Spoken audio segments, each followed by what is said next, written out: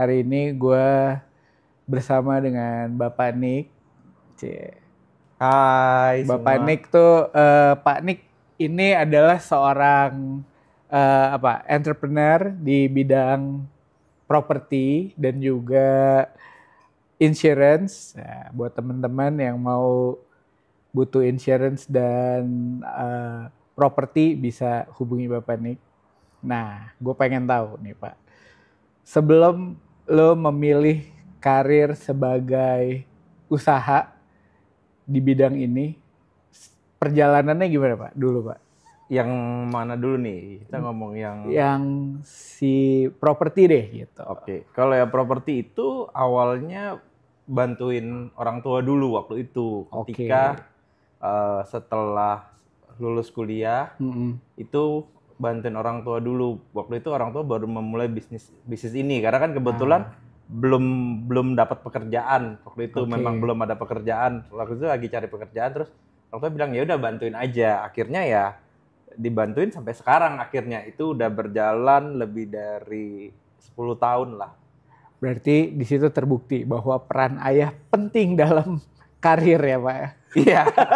Iya, betul. Itu ya, terutama kan dulu waktu itu, tapi yang kebetulan yang berjalan waktu itu pertamanya dari ibu dulu. Dari ibu dulu ya, waktu itu kan papa waktu itu masih ada kerjaan. Oke, Karena waktu itu mama masih sambil ngantor gitu sama ya. ngantor. Waktu itu mama tuh sudah tidak bekerja lagi di Oke. kantor, terus tiba-tiba pengen memulai usaha ini. Gitu. Oke.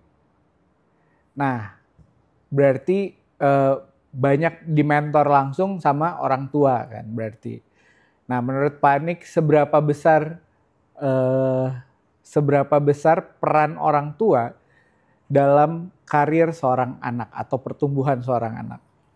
Kalau menurut gue sih penting banget ya, karena biasanya yang paling penting adalah kebiasaan atau cara kita menghadapi klien sih kalau di bisnis ya. Maksudnya standarnya yang udah ditetapkan itu membuat kita tuh jadi follow gitu, mengikuti. Ketika standarnya itu sudah benar, kita akan melakukannya juga dengan benar. Tapi ketika kalau gue melihat di luar banyak yang melakukan bisnis dengan contohnya salah lah, itu pasti ke belakangnya salahnya akan mengular lah istilahnya, akan diikuti gitu. Jadi untuk melakukan sebuah perubahan itu butuh effort yang sangat besar ketika kita udah punya role yang salah gitu di depan. Oke, jadi emang keputusan itu balik lagi orang tua tuh yang memberi contoh langsung berarti gitu ya. Yes, betul.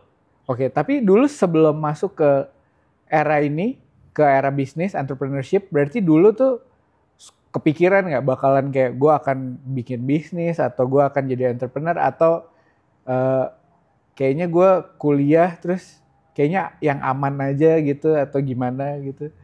Dulu awalnya di bidang, karena kuliah di bidang SI, jadi sistem informasi, jadi di bidang tech dong. Iya, sebenarnya bidang komputer, karena sebenarnya komputer gitu awalnya. Jadi ya waktu awal-awal bisnis masih ngurusin klien-klien pribadi sih, maksudnya kayak gitu. ada yang punya klien untuk install komputer, bikin jaringan gitu-gitu sih awal-awalnya. Jadi masih double job lah waktu awal, tapi begitu berkembangnya bisnis ini ya otomatis jadi full time ke sini gitu. Tapi dengan full time-nya ini ya banyak juga belajar lah dengan orang tua, dengan ini biar bisa melakukan standar yang cukup baik gitu loh. Tapi bokap dulu kayak pernah nge-push nggak? Kayak, udah kamu bisnis ini aja gitu. Nah, kalau kepengen nge-push mah enggak ya sebenarnya. Kalau nge-push mah enggak. Awalnya malah pengen bisnis komputer. Malah dulu cita-citanya ngikutin orang tua. Waktu itu orang tua tuh punya beberapa properti yang disewain. Jadi pengen cari uang kerja, dulunya awalnya pengen punya properti jadi passive income. Nggak kepikiran, maksudnya kita punya bisnis properti, punya bisnis agent properti, punya desain interior, itu nggak kepikiran dulu sama sekali. Pikirnya gue tetap bekerja di industri yang gue senangi dulu. Di tech gitu. Iya, dan ya udah hanya punya just sebagai yang punya semana mestinya gitu. Jadi gue punya properti, mau apartemen, mau rumah, nantinya disewakan untuk hari tua gue, jadi punya passive income lah. Istilahnya kayak duit tambahan lah di luar hasil kerja gue, jadi duit berkembang. Gitu. Iya. Seru banget ya.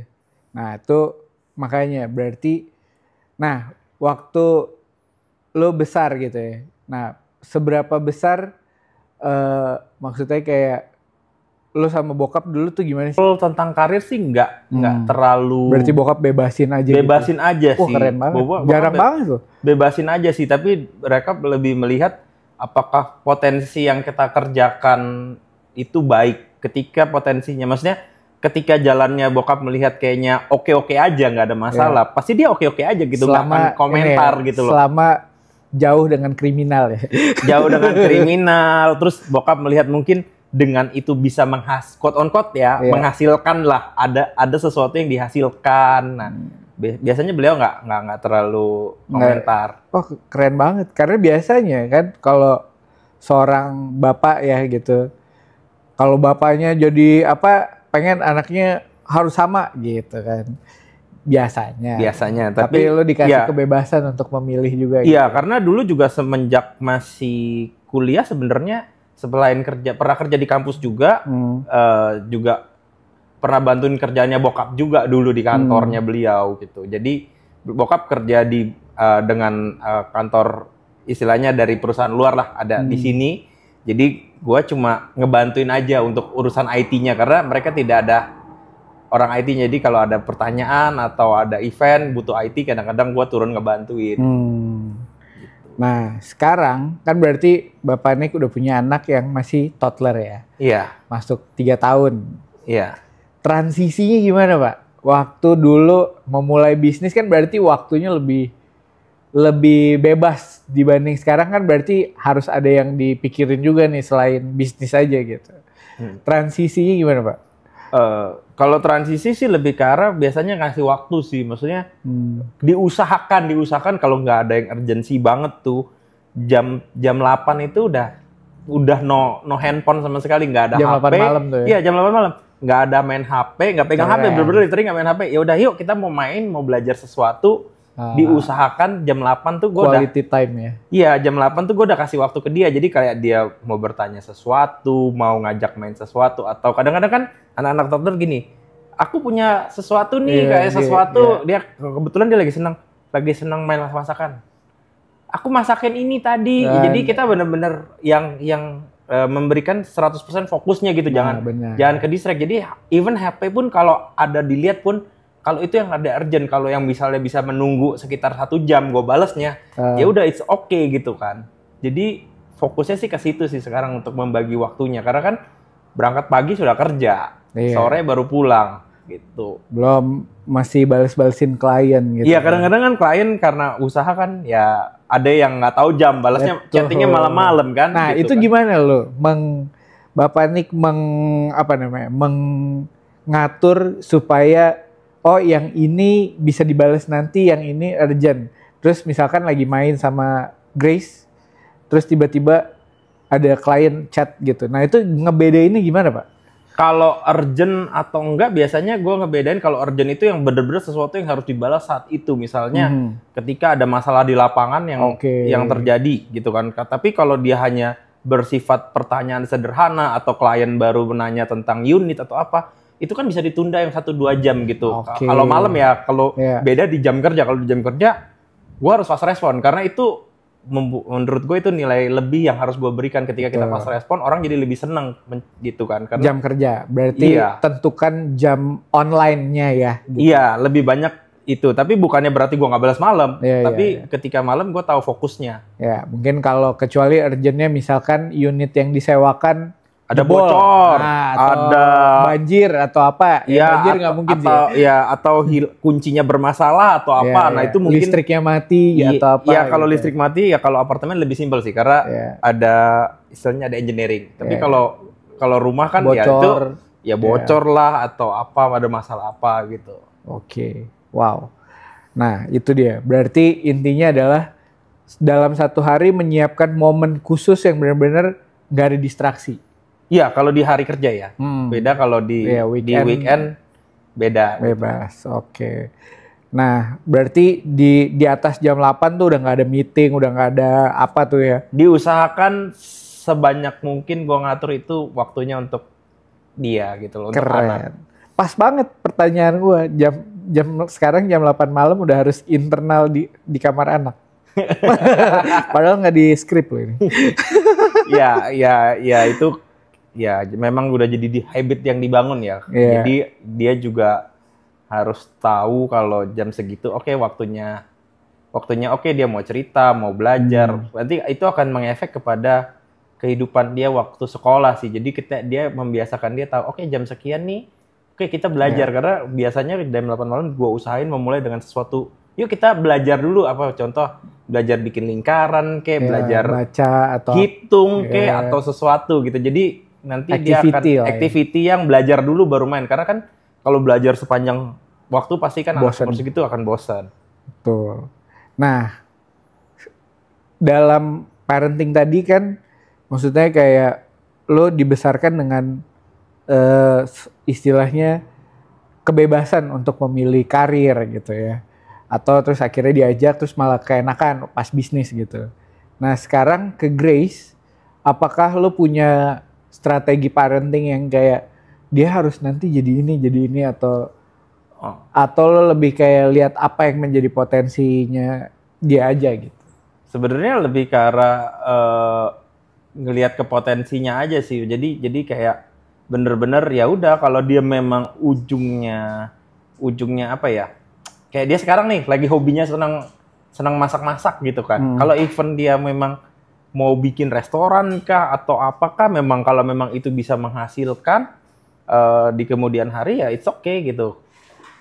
Dan yang penting sih kalau gue melihat yang penting cara bekerjanya itu dengan sesuatu yang benar gitu. Jadi nggak yang ya kayak kita melakukan usaha yang kayak curang lah atau apa gitu. Integritasnya ada gitu dalam melakukan sebuah bisnis. Ya? Karena nilainya ada.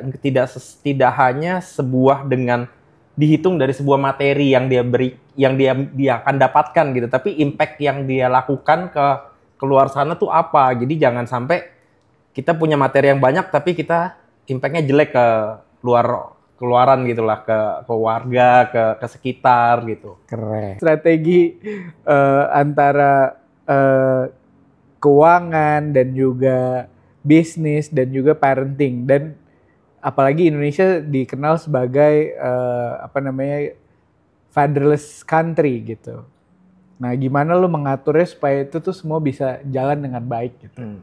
Jangan-jangan lu habis baca berita yang itu ya, yang kalau nggak salah ya, gue nggak pernah baca, nggak baca sih anyway, saya keliweran aja sih itu infonya kalau orang pemerintahan itu dianjurkan yang pria itu nganterin anaknya sekolah ya kalau nggak salah ya. Iya, nggak tahu hari pertama aja yang diizinkan apa? Hari pertama mereka masuk sekolah. Oh, hari pertama aja ya. Gue pikir diizinkan untuk seminggu berapa kali atau apa. Gua nggak tahu sih beritanya. Tapi ya gue sih sekarang yang kalau ngatur sebagai parenting ya kalau fatherless ya gue mengusahakan ya itu tadi yang jam 8 malam itu bener-bener ya buat dia gitu. Kadang-kadang gue usahakan minggu yang nggak ada kerjaan ya kalaupun ada kerjaan tetap oke, yuk kita kemana, yuk kita lakukan sesuatu gitu loh. Sesuatu itu tidak perlu sesuatu yang mahal, bisa aja kita cuma ya kadang-kadang kita cuma jalan ke mall atau ngajak main dia ke mall pun juga mahal ya. Maksudnya kayak mungkin sekedar jalan sore aja atau jalan berdua aja udah momen kan. Iya, kadang-kadang dengan kayak gitu juga, atau kadang-kadang dia suka ngobrol malam. Betul. Jadi sebelum tidur kadang-kadang dia suka cerita, cerita yuk. Malah gue ngajakin yuk kita ngobrol yuk. Nah. Dia juga tahu. Jadi biasain dia ngobrol sama kita. Jadi apalagi anak kan cewek ya. Jadi ketika dia tumbuh dewasa, ketika dia ada sesuatu yang istilahnya yang dia butuh ceritakan tuh dia nggak takut cerita sama gue karena dia udah terbiasa dengan bapaknya gitu loh. Dan itu strategi yang lo lakukan. Iya, itu untuk parenting. Tapi ketika untuk bisnis ya tetap gue lakukan ya dengan sesuatu yang quote on quote ya dengan sesuatu yang benar, bukan dengan sesuatu yang salah gitu. Ketika kita lakukan dengan benar dari awal, ujung akhirnya pun akan benar gitu. Jangan kalau katanya Kosit, gue selalu ingat gitu. Dia selalu Kosit ini bilang jangan kasih kesempatan orang tuh untuk nembak kita. Jadi ketika kita lakukan sesuatu ya lakukan dengan benar. Literally dari awal sampai akhir nggak boleh kasih kesalahan sekecil apapun. Betul. Gitu loh. Karena dengan lakukan itu ujungnya akan jadi sesuatu yang excellent. Ketika kita excellent, kita lakukan yang lebih, ya udah itu akan that's it. Itu untuk menjadi pembeda kita di bidang bisnis. Yang apa yang kita lakukan itu akan beda di mata orang gitu loh. Dan ini bukan gue yang ngomong anyway. Banyak orang yang ngomong dengan gue gitu ketemu. Kok beda ya apa yang gue lakukan? Gue bilang, ya ini yang standar yang sudah biasa kita lakukan gitu. Bukan standar orang lain. Gue bilang, kok tempat lain gini? Gue bilang selalu, it's okay gitu. Kalau orang lain lakukannya merasa kalian beda, nggak apa-apa. Ya ini standarnya gue. Always yang kasih yang terbaik. Gitu. Iya, bahkan kalau gue bisa kasih lebih, gue akan kasih lebih gitu loh. Nice. Karena itu kunci dari apa yang udah gue bangun selama ini. Gue bisa kasih lebih ya gue akan lakukan lebih. Walaupun itu tidak dinilai dengan uang. Kadang-kadang yang gue lakukan itu tidak dinilai dengan uang gitu, nggak bisa dinilai dengan uang gitu loh. Mungkin kadang-kadang nggak gue cas juga. Ya udah, karena gue seneng aja ngelakuinnya. Berarti strategi lo adalah kasih service yang terbaik sehingga menentukan nilai lo gitu lah ya. Betul. Karena nilai itu nggak bisa selalu dengan uang atau... Iya, tidak bisa dinilai dengan uang. Tidak bisa dinilai dengan... Ya, bukan hanya dengan uang sih. Mungkin dengan kepercayaan itu yang nggak bisa dinilai sih. Karena kepercayaan itu ketika itu hancur, ke belakang itu udah akan hancur semuanya gitu loh. Keren. Wah, thank you. Nih obrolan singkat yang gokil sih. So, sebagai closing, intinya adalah bisnis itu soal strategi, tapi balik lagi yang diajarin Nick yang kita bawa adalah kasih aja yang terbaik, karena nanti itu yang menentukan value kita. Dan untuk parenting adalah selalu mau hadir dengan 100% tanpa distraksi gitu ya. Yes. Dan biarkan mendukung apa yang menjadi potensi dari seorang anak. Thank you, sampai jumpa di PR Bapak berikutnya. Thank you Nick sudah hadir. Cie.